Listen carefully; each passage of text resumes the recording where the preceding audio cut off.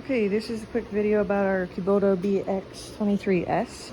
We have a leak on our front axle. We just bought this tractor, and the guy didn't really know where the front axle leak was coming from, but I know when we bought this, the fluid was completely empty.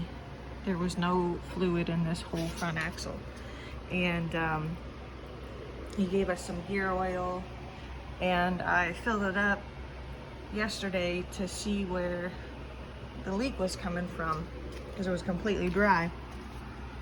And a lot of times you'll get leaks coming from this knuckle here, and I've seen a lot of YouTube videos explaining how to break this apart and replace the seals in here, but our leak was actually coming from right back here where this shaft and U-joint connect to the axle here.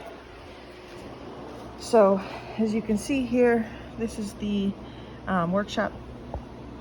This is the workshop manual, and it says here that the power is transmitted from the transmission through the propeller shaft to the bevel pinion shaft.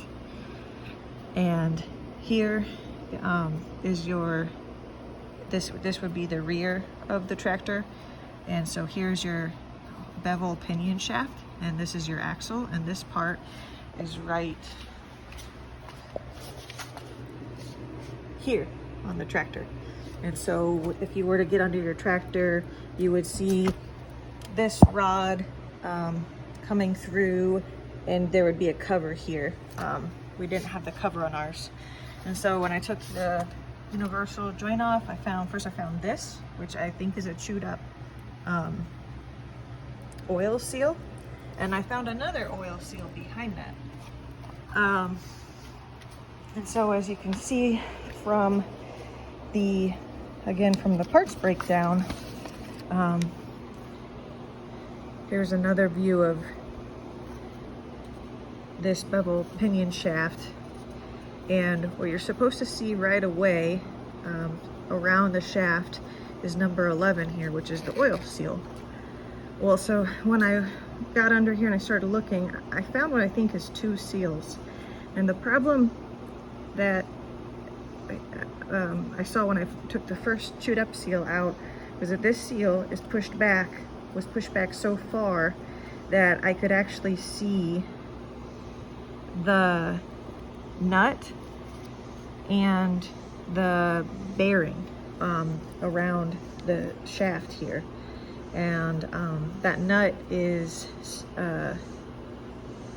staked in, and so like when you take this seal out, normally you'd be able to see a nut and you might think, oh shoot, it's damaged here, but it's just bent in because it's staked.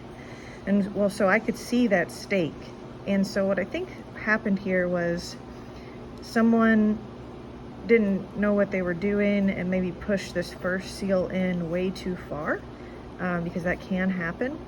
As you can see, there's supposed to be a gap here. So this right here is the seal, and you can see there's a gap. It's not touching the nut. And then I think to try to fix it again, someone just put another seal in after that. Since it was pushed so far back, it was really hard to get out of here. As you can see, there's still some of the seal up in here. There's this little, there's this little spring washer looking deal here. And then we have the staked nut and bearing. And this is exactly what you're supposed to see once you remove your seal. You can see the snap ring there too. But again, this was pushed so far back that I could see it was rubbing right up along this nut, edge, and bearing. And so it was so hard to take out that I actually had to drill a tiny little hole into the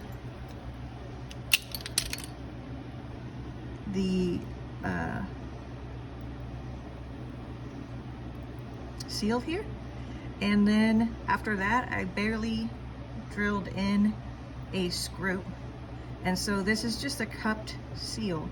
And so I knew there was a decent amount of gap behind there. So I drilled it in, not too far, and then I was able to grab a hold of the screw with my vice grips and pull that out.